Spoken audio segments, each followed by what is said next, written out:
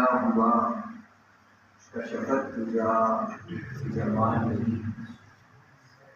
صفات ہیں ان کی سب کی بھلی حسنت جمیع ساری بڑی بڑی کر درود پر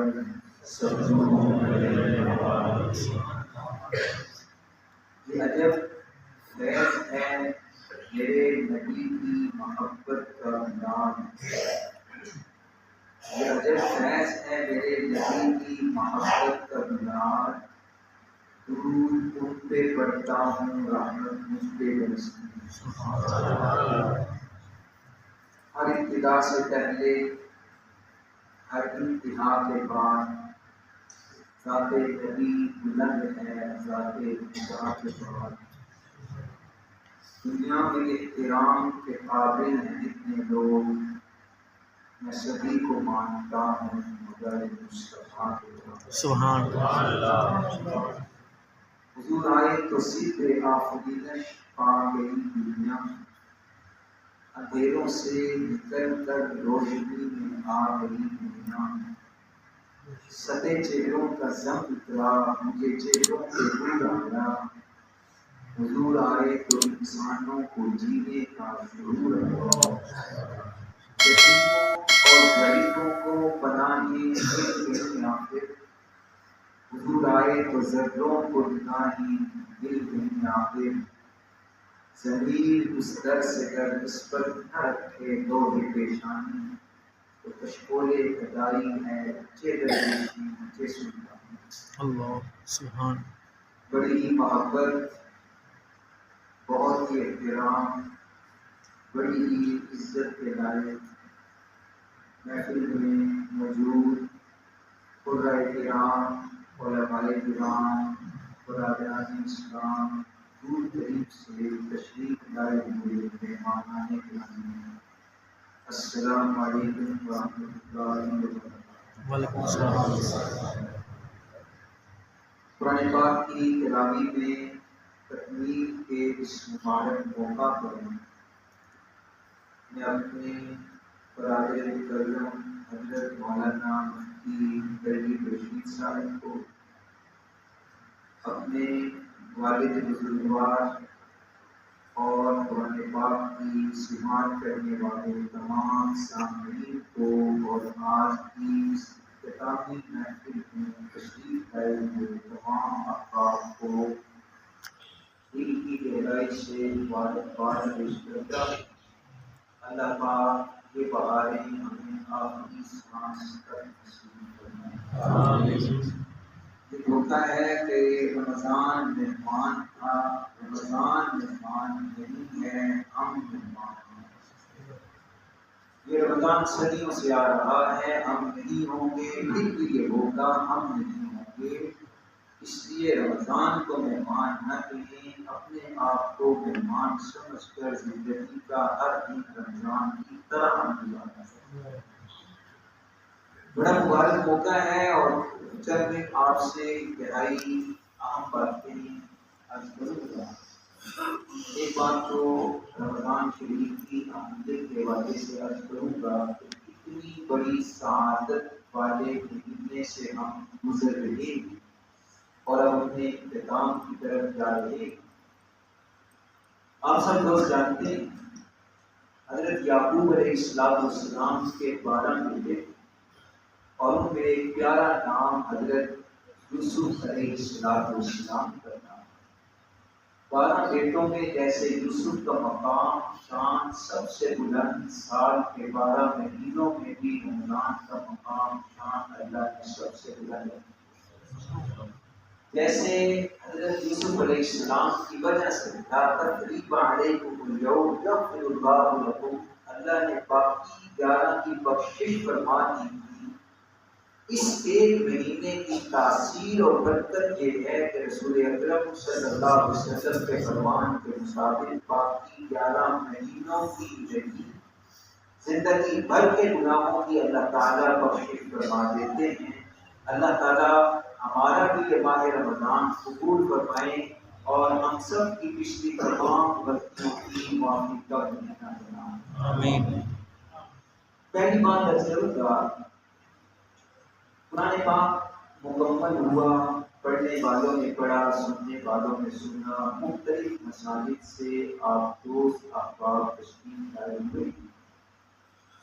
یہ بات صرف عقیدت کی نہیں، عقیدے کی بات ہے کہ قرآن پاک صرف پڑھنے اور سننے اور مکمل کرنے کے لیے نہیں اترا تھا، بلکہ اس کے ساتھ ساتھ ہدی للمتقین کے نظام زندگی کو بھی چینج کرنے کے لیے اترا تھا۔ میری بات کا برا مت مانیے گا، ابھی دوستوں سے پوچھ لوں کہ اس رمضان میں کتنے ختم کیے ہیں، جواب ملے گا تیسرا، چوتھا، پانچواں، چھٹا، ساتواں دور چل رہا ہے۔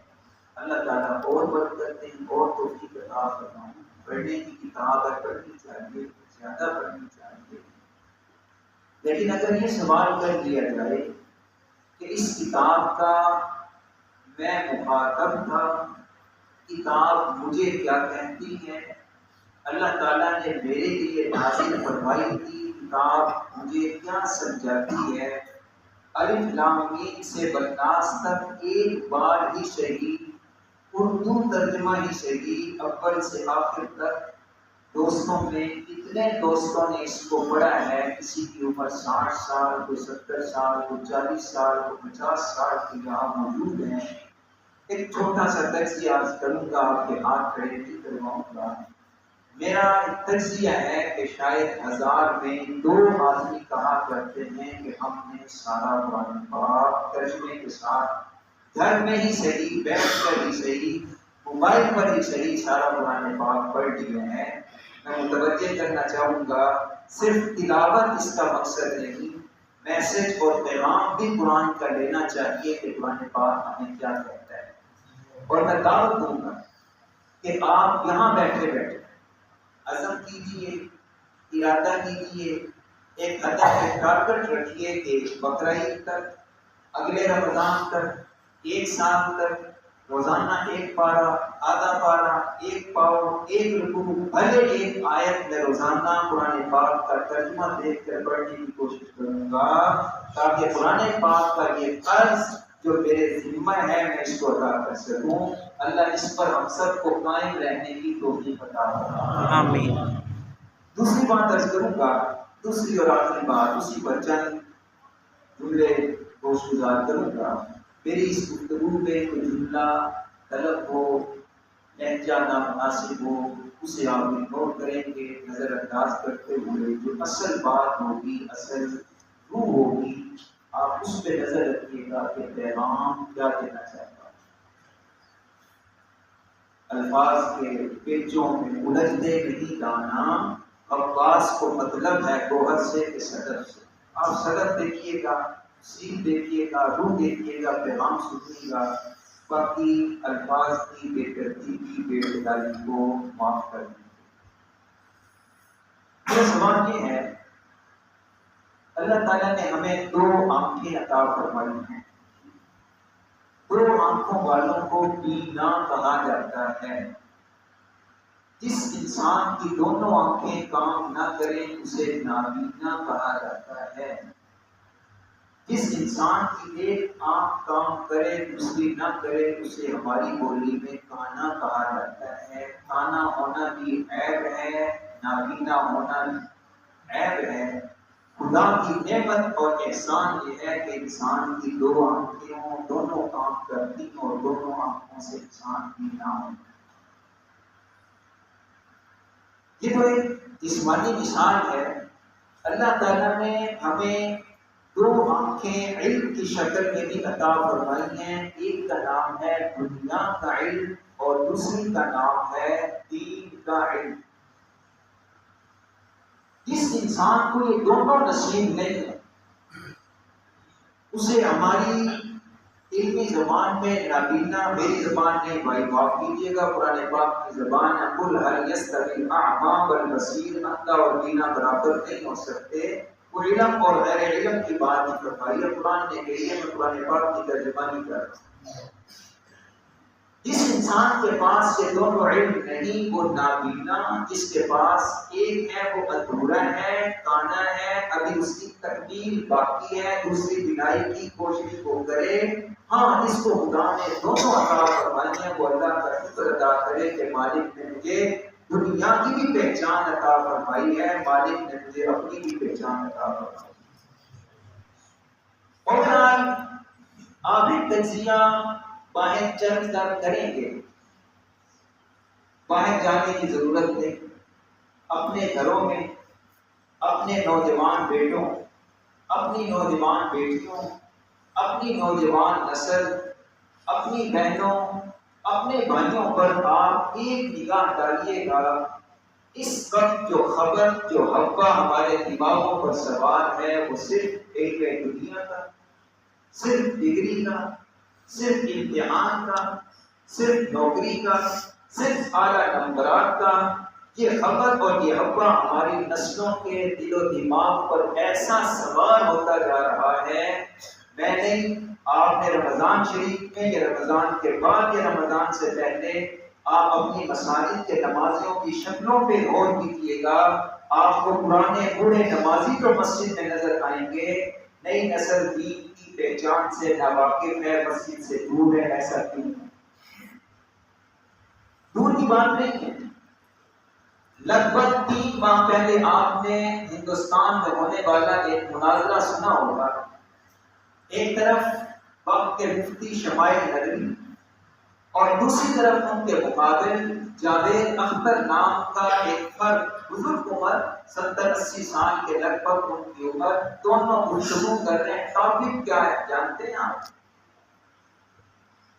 مفتی صاحب دعویٰ کر رہے تھے کہ دنیا میں اللہ کا وجود ہے، اللہ کے بغیر کچھ نہیں۔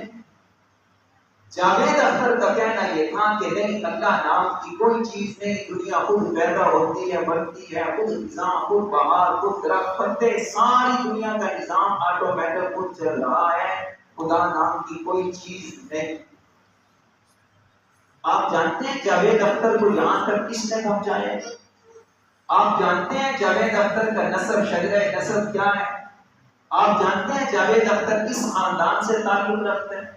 پڑھے لکھے لوگ دوست بیٹھے ہو، 1857 کی جنگ آزادی کا نام آپ نے بھی سنا، میں نے بھی سنا۔ اس جنگ میں انگریز کے خلاف جہاد کا فتویٰ دینے والے، انگریز کے خلاف اپنے شاگردوں، مریدوں، دوستوں کے ساتھ مل کر ایک لشکر لے کر نکلنے والے، انگریز کے خلاف کفر کا فتویٰ دینے والے، انگریز کے خلاف جہاد کے فتوے دینے والی، کتابیں لکھنے والی ایک عظیم شخصیت کا آپ نے نام سنا ہوگا، حضرت مولانا فضل حق۔ بولیے بھائی، مولانا فضل حق خیر آبادی رحمت اللہ علیہ۔ مولانا فضل حق اپنے وقت کے شیخ الاسلام، اپنے وقت کے مجاہد ملت، اپنے وقت کے بہت بڑے مصنف دنیا سے جب جاتے ہیں، ان کی جگہ ان کا بیٹا لیتا ہے، جس کا نام تھا مستر خیر آبادی۔ یہ بات میں کچی نہیں کر رہا، میں نے اپنے وسائل اختیار کرتے ہوئے ہندوستان کے علماء سے سوال کیا کہ میں یہ جو شجرہ پڑھ رہا ہوں کیا یہ درست ہے؟ انہوں نے کہا بالکل ایسے ہی ہے۔ مولانا فضل حق کے بیٹے کا نام مستر خیر آبادی۔ مستر عالم نہیں تھے، لیکن باپ کی کچھ چھاپ، کچھ رنگت ان میں موجود تھی، مذہب کے ساتھ ان کا تعلق رہا۔ ان کے بعد ان کا بیٹا آیا جان نثار اختر۔ جان نثار اختر نے مذہب سے رفتہ رفتہ بیزاری اختیار کی، سیکولر ہوا، سکرین کا آدمی تھا، ایک آنکھ سے بینا تھا، علم دین سے غافل تھا، سیکولر ہوا، آزاد خیال ہوا، بڑا نامی گرامی شاعر تھا، دنیا سے گیا۔ جان نثار اختر کا بیٹا حضرت مولانا فضل حق خیر آبادی کا پڑپوتا، جس کا نام آج آپ سن رہے ہیں جاوید اختر، یہ آج اس اسٹیج پر پہنچ چکا ہے کہ اللہ کے وجود کا انکار کر رہا ہے۔ اللہ خاندان کون ہے؟ چلے کہاں سے؟ اس لیے بھائی اس طرف متوجہ کرنا چاہوں گا، فوٹو کاپی مشین میں اوریجنل کاپی ہم رکھتے ہیں اور اس کے بعد بٹن دباتے ہیں اور آٹومیٹک کاپی پر کاپی چلتی رہتی ہے۔ وہ فوٹو مشین کا کام ہوتا ہے، انسان فوٹو کاپی کا نام نہیں کہ باپ نیک ہے تو اولاد آٹومیٹک نیک ہوگی، اولاد کو نیک بنانے کے لیے صرف علم دنیا کافی نہیں. میرے ساتھ بولیے گا اس کے ساتھ کس چیز کی ضرورت ہے؟ علم دین. میں دور کی بات نہیں کر رہا، اپنے پاکستان کے سب سے بڑے شہر کراچی کی بات کر رہا ہوں. کراچی کا میگزین چھپا، باپ بیٹے کا مکالمہ گفتگو شروع ہوئی، اس میں چھپی اور اس کو میں سنانے کے بعد دعوت فطر دوں گا. خدایا اپنی اولاد کو صرف ATM مشین مت بنائیے گا، صرف بزنس کی حد تک مت لے جائیے گا، صرف کسی نوکری جاب کی حد تک مت لے جائیے گا. اس کے ساتھ ساتھ ان کی دوسری آنکھ پہ بھی نظر رکھیے گا، کیا ان کی نظروں میں شرم و حیا ہے یا نہیں، کیا ان کے پاس نور ایمان ہے یا نہیں، کیا ان کو نماز خدا کا احساس اور فکر ہے یا نہیں. کہیں ایسا تو نہیں کہ دنیا کے نشے میں دھت ہو کر یہ دین کو اپنے پاؤں تلے لوٹتے جا رہے ہیں. کراچی کا میگزین لکھتا ہے، بیٹا چند دنوں کے بعد واپس باپ کے پاس آیا، کہنے لگا ابو آپ نے مجھے کس سکول میں داخل کروایا ہے؟ Modern school. میں تو گر گیا ہوں. بیٹا کیا ہوا؟ ابا ہمارا ٹیچر آیا، اردو کا لیکچر تھا، سامنے لیکچر دیا اور اس کے ساتھ پھر ہماری شادی کرتے ہوئے فرمایا کہ اس وقت روس دنیا میں تعلیم میں بہت آگے جا رہا ہے اور روس کا کہنا یہ ہے کہ دھرتی پر زمین و آسمان مشرق مغرب شمال جنوب میں اللہ نام کی کوئی شے موجود نہیں، لہذا یہ لوگوں کی بنائی باتیں ہیں کہ اللہ ہے، حقیقت یہ ہے کہ اللہ نام کی کوئی ذات نہیں.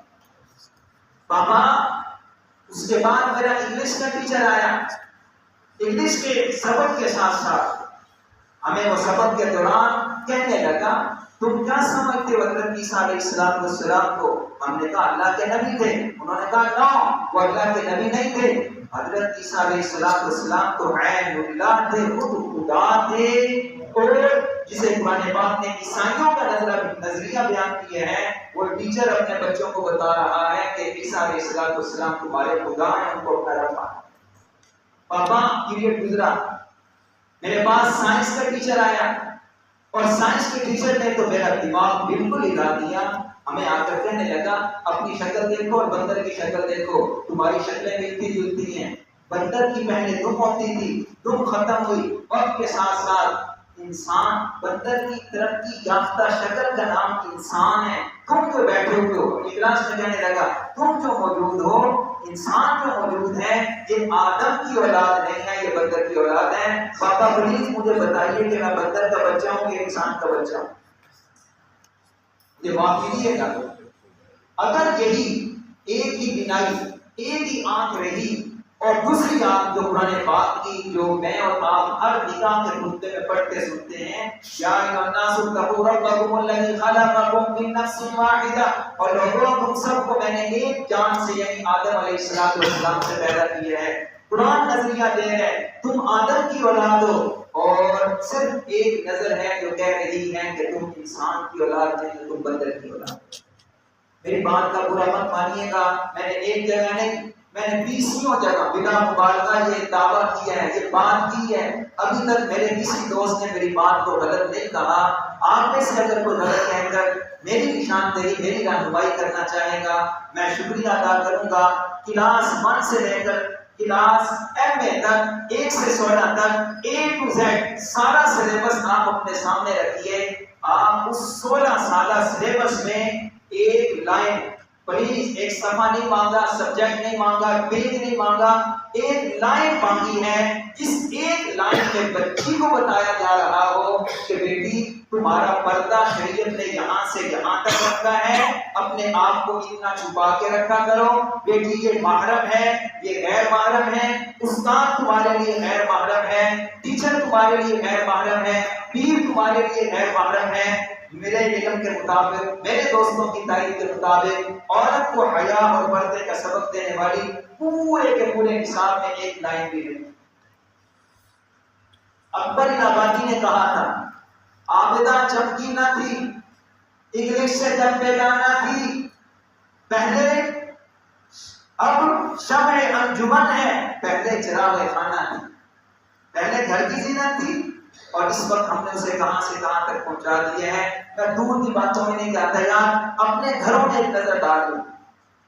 اعلیٰ تعلیم کے چکر میں میرا بھائی، اعلیٰ تعلیم کے چکر میں میرا بیٹا، اعلیٰ تعلیم کے چکر میں میرا اور آپ کا بھتیجا، بھانجا اور دوست آپ کو مسجد میں صفوں میں نظر نہیں آئے گا، آپ کو تراویح میں نظر نہیں آئے گا، آپ کو جمعے کی نماز میں نظر نہیں آئے گا، اس کا سارا وقت جو گزرے گا یا تعلیم کے لیے گزرے گا یا سیر و تفریح کے لیے گزرے گا۔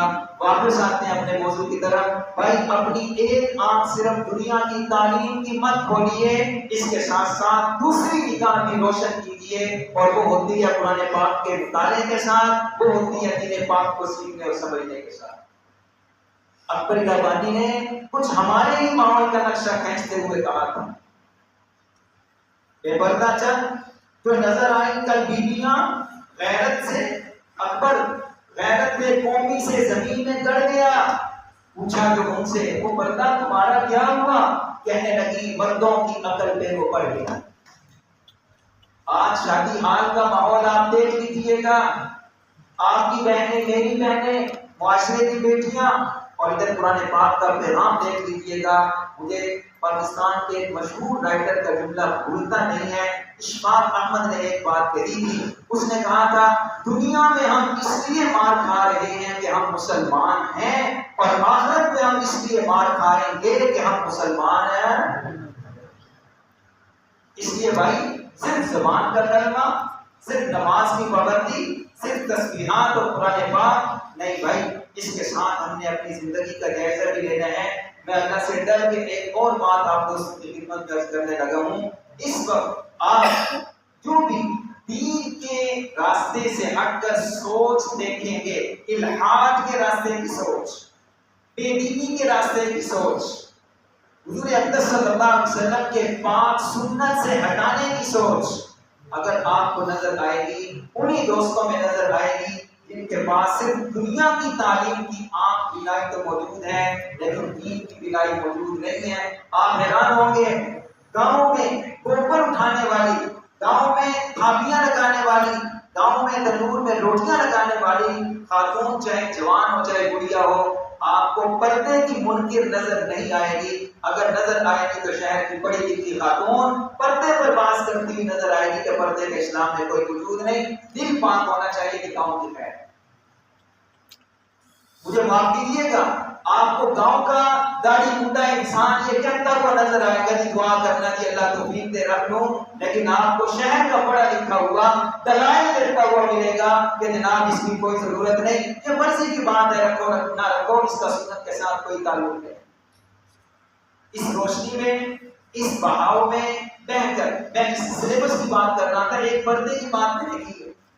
آپ پورے 16 سالہ سلیبس میں داڑھی کے حکم پر ایک لائن نہیں دکھا سکیں گے۔ آپ پورے 16 سالہ سلیبس میں مرد کے لیے حکم ہے شلوار ٹخنوں سے اوپر رکھو، ایک جملہ نہیں ملے گا۔ آپ کو پورے سلیبس میں محرم اور غیر محرم کی پہچان نہیں ملے گی۔ فارمیلٹی کے طور پر اسلامیات یا دینیات کے نام سے چند مضامین اگر اخلاقیات کے شامل ہیں تو وہ شامل ہیں، ان کا معاشرے کے ساتھ کوئی تعلق نہیں، ان کا تعلق صرف انسان کی ذاتی زندگی کے ساتھ ہے۔ معاشرے پر وہ جملے، وہ اسباب کسی قسم کا انتباہ نہیں رکھتے۔ آخری بات، ہم نے اس وقت دیکھا ہے دنیا کو، امریکہ بہت آگے چلا گیا، یورپ بہت آگے چلا گیا، مغرب بہت آگے چلا گیا، برطانیہ بہت آگے چلا گیا، ان کی ترقی، ان کی مصنوعات سب کچھ دیکھنے کے بعد ہم نے بھی اندھا دھند یہی سمجھا کہ شاید اس ترقی کا راز دین سے دوری اور دین سے بیزاری ہے۔ اپنے آپ کو اسلام کے خول سے نکال کر اگر ہم اس تعلیمی ماحول میں ان کی تہذیب کے مطابق جائیں گے تو شاید ہم کامیاب ہو جائیں گے۔ نہیں دوستو، دو چیزیں الگ الگ ہیں۔ ایک تھی انگریز کی ترقی، ایک تھی یورپ کی ترقی، اس کی ٹیکنالوجی، اور دوسری چیز تھی یورپ کی تہذیب، یورپ کا تمدن، یورپ کا رہن سہن، یورپ کا معاشرتی زندگی۔ ہمیں جو چیز لینی چاہیے تھی، ہمیں وہ ترقی کے نام پر ٹیکنالوجی کے حوالے سے ہمیں ان کی تقلید کرنے میں کوئی شک نہیں پیچھا کرنا چاہیے تھا، لیکن دوسری چیز تہذیب کے نام پر ہمارے پاس رسول اکرم صلی اللہ علیہ وسلم کی ساری زندگی مکمل ہمارے پاس موجود تھی۔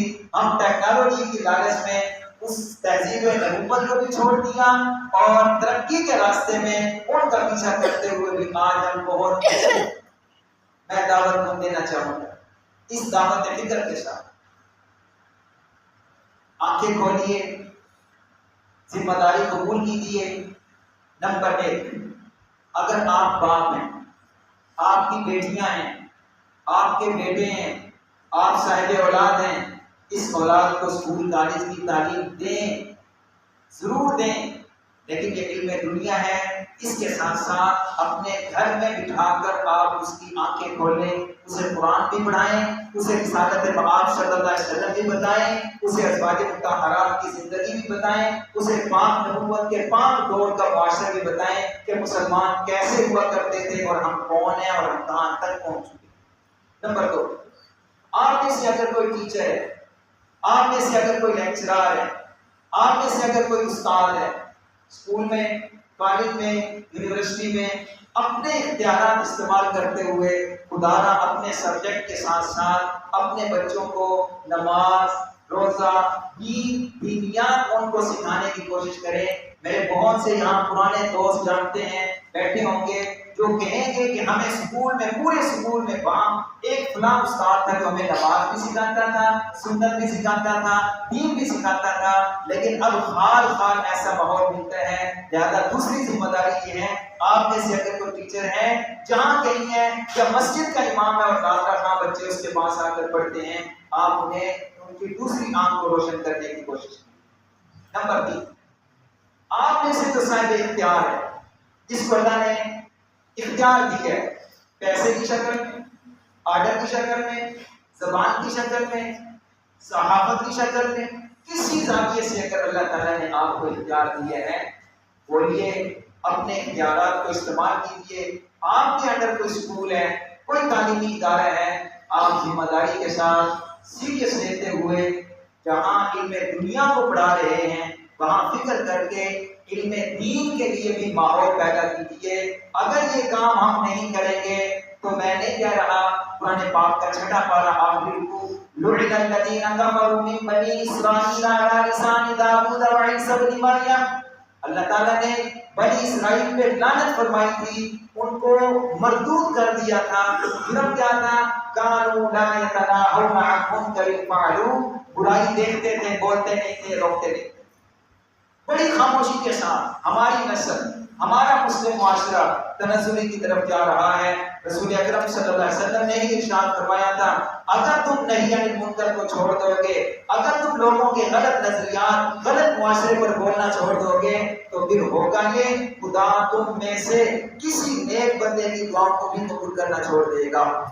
رسول رسالت مآب صلی اللہ علیہ وسلم نے یہ بھی ارشاد فرمایا مثال دے کر، اگر 2 منزلہ پہلی جہاز ہے، اوپر والے کہیں کہ ہم مطمئن ہیں، نیچے والے کشتی میں سوراخ کریں اور پانی آتا رہے اور اوپر والے دیکھتے رہیں اور خاموش رہیں کہ ہماری خیر ہے، ہمیں کچھ نہیں، نیچے والے ڈوبیں گے۔ فرمایا نہیں، ایسا نہیں ہوگا، جب نیچے ڈوبیں گے اس کے ساتھ اوپر والے بھی ڈوبیں گے۔ لہذا ہم میں سے کوئی بھائی بھی یہ مت سمجھے وہ اس کے بچے ہیں، فلانے محلے کے بچے ہیں، فلانے اسکول کے بچے ہیں، نہیں، سارے ہمارے بھائی ہیں، سارے ہمارے دوست ہیں، سارے امت محمد صلی اللہ علیہ وسلم کے فرد ہیں۔ اپنی ذمہ داری پر ہم سے جو ہو سکتا ہے، آواز کے ذریعے، اختیار کے ذریعے، کچھ ہم کرنا چاہیں کر سکتے ہیں۔ قدرت نے ہمیں موقع دیا ہے۔ میں بڑی ایک بار پھر تہ دل سے شکریہ ادا کرتا ہوں قرآن پاک سنانے والے اپنے بھائی حافظ محمد طیب رشدی صاحب کا اور آپ تمام سامعین کا، بڑی محبت کے ساتھ آپ نے گفتگو کو سماعت فرمایا۔ میں آپ سے کیا امید کرتا ہوں کہ ہمیں علم دنیا کے ساتھ علم دین کی ضرورت ہے یا نہیں؟ کیا یہ علم دین ہماری نسلوں میں ہونا چاہیے یا نہیں ہونا چاہیے؟ اس کے لیے بھائی اپنے طور پر ہر بات کا فکر مند ہوگا، انشاءاللہ اللہ اس کے لیے سبیل پیدا فرمائیں گے۔ میں ان الفاظ پر اپنی بات کا اختتام کرتا ہوں۔ اللہ تعالیٰ یہ بھی آپ کو بھی سب کو عمل کی توفیق نصیب فرمائے۔ قرآن پاک کے الفاظ کے ساتھ ساتھ اللہ تعالیٰ قرآن پاک کے معانی، قرآن پاک کے پیغام کو بھی فالو کرنے کی توفیق نصیب فرمائیں۔ آج بھی سچ ہے یہ قول بزبان اقبال کی محمد سے وفا نے تو ہم تیرے ہیں، اٹھ دین محمد کا سپاہی بن، یہ جہاں چیز ہے کیا لوح و قلم میرے ہیں۔ وآخر دعوانا الحمدللہ۔